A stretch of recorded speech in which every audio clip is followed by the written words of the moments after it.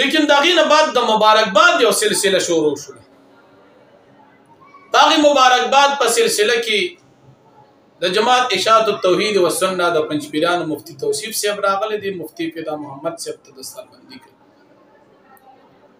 او دویم د جماعت اشاعت التوحید و سنت د پنجپیران د جماعت مناظر خضر حیات صاحب راغلی دی او مفتی فدا محمد صاحب ته مبارکباد وي. نو اوس دا مبارکی او دا مبارکباد دی په څه ورکوي؟ آیا دا مبارکی ده او که دا تعزیت؟ د جماعت اشاعت التوحید و سنت د ابتدا نه بنیادی عقیده دا وه چې په دې قبر کې د مړي ته عذاب او ثواب نشته. په دې قبر کې چې دا کوم جسد عنصري دا مدفون شي، دفن شي، دلته حیات عقیده لرل دا د قرآن او سنت نه خلاف دی. دا د جماعت عقیده وه او د ډېر پخوانه د دې دا اختلاف. او که ستاسو ته ووایم د جماعت اشاعت التوحید و سنت کله چې بنیادی اختلاف د خیر محمد جالندری رحمت الله علیه په مدرسه کې کله هغه اجتماع کې راتلو، نو هغه هم عقیده د حیات النبی صلی الله علیه وسلم انکار، یعنی ابتدا د اختلاف د جسد عنصري د حیات د انکار نشي وه. نو دی مبارکی مفتی فدا محمد صاحب ته په څه ورکوي؟ مفتی فدا محمد صاحب خو الحمدلله دومره وی چې د لاسو لس ګوتې او د شپو شل ګوتې او دوه سره پوندې دا لګوم چې جسد عنصري ته په تعلق د حیات سره د عذاب او ثواب عقیده زه لرم. بسم الله الرحمن الرحیم. یا ایها الذین آمنوا اتقوا الله وقولوا قولا سدیدا. صدق الله العظیم.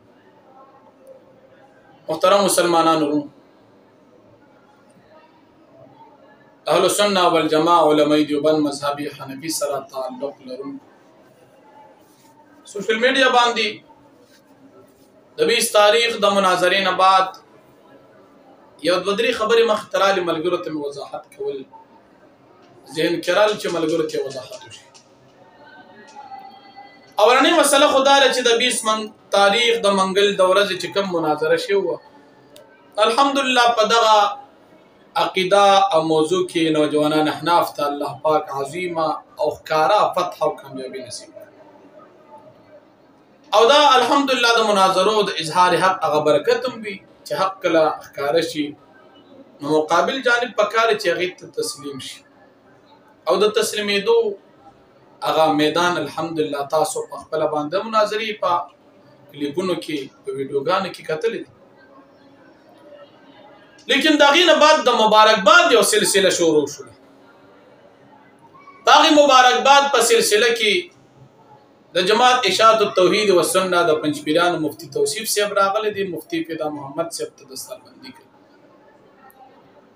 او دویم د جماعت اشاعت التوحید و سنت د پنجپیران د جماعت مناظر خضر حیات صاحب راغلی دی او مفتی فدا محمد صاحب ته مبارکباد وي. نو اوس دا مبارکی او دا مبارکباد دی په څه ورکوي؟ آیا دا مبارکی ده او که دا تعزیت؟ د جماعت اشاعت التوحید و سنت د ابتدا نه بنیادی عقیده دا وه چې په دې قبر کې د مړي ته عذاب او ثواب نشته. په دې قبر کې چې دا کوم جسد عنصري دا مدفون شي، دفن شي، دلته حیات عقیده لرل دا د قرآن او سنت نه خلاف دی. دا د جماعت عقیده وه او د ډېر پخوانه د دې دا اختلاف.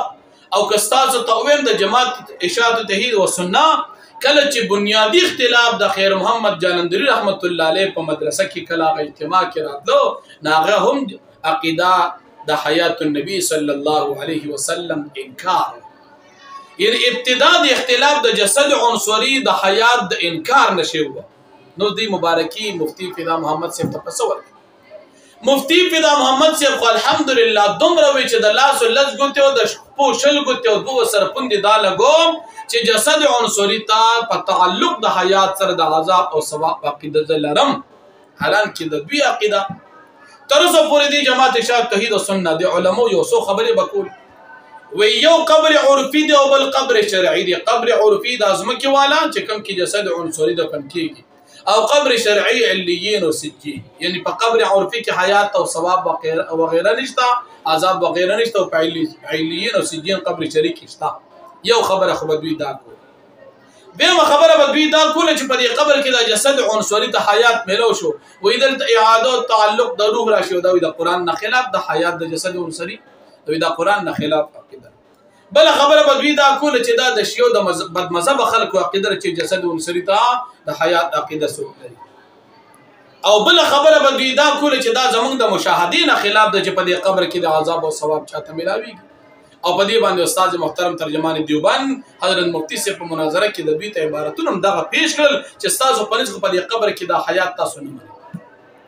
اوس د هغې نه بعد مفتی فدا محمد صاحب تر الله پاک نور هم مزید توفیق د حق د قبولیت ورکړي. یقینا دا د علماو شان هم چې حق کاره شي هغو تسلیم شي. هغه چې کله وکتل چې په میدان د مناظره کې د مفتی صاحب محترم د طرف نه دلایل راغلل د جسد عنصري د حیات او د پنځپیرانو د جماعت د جسد عنصري د انکار نه هغه په خپله باندې چې صاحب زه په دې باندې تاسو ته دستختم کوم د جسد عنصري سره په تعلق د روح سره د حیات ځا عقیده لرم. نو په دې کې د جماعت اشاعت توحید و سنت د بنیاد چې کوم عقیده واغې نه خلاف مفتی فدا محمد صاحب روان شو. اوس په دې کې مفتی توصیف احمد صاحب او د علامه خضر حیات صاحب تاسو مفتی فدا محمد صاحب ته مبارکباد پسول. آیا مبارکباد په دې ورکړي چې تا د خپل جماعت د عقیدین علاوه بل عقیده اختیار ولی علامه خضر حیات صاحب په المسلک المنصور کې ښکاره لیکل چې جسد عنصري ته عذاب او ثواب نشته. نو دلته مفتی فدا محمد صاحب د جسد عنصري د حیات عقیدي اقرار وکړ، ته مبارکباد ورکړي. ستاسو د جماعت ټولو کتابونو مسلې سره برانه خبره وګدیږي، ټولو جماعتي عقیده ستاسو دغه لیکل نه چې جسد عنصري ته وغیره ته په دې قبر کې نه تعلق د حیات شته، نه جسد عنصري ته عذاب او ثواب او سوال جواب او سما وغیره.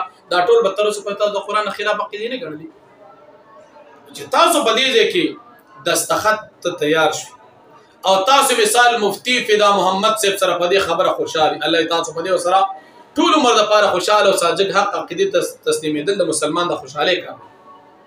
نو بیا د هغې نه بعد تاسو د مبارکۍ حق نه لرئ، تاسو د تعزیت حق لرئ چې مفتی فدا محمد صاحب سره تعزیت اظهار وکړي چې د جماعت اشاعت توحید و سنت مرکزی عقیده لري پرېښودله او د علماء دیوبند مرکزی او بنیادي عقیده ته تسلیم کړه چې حق وه.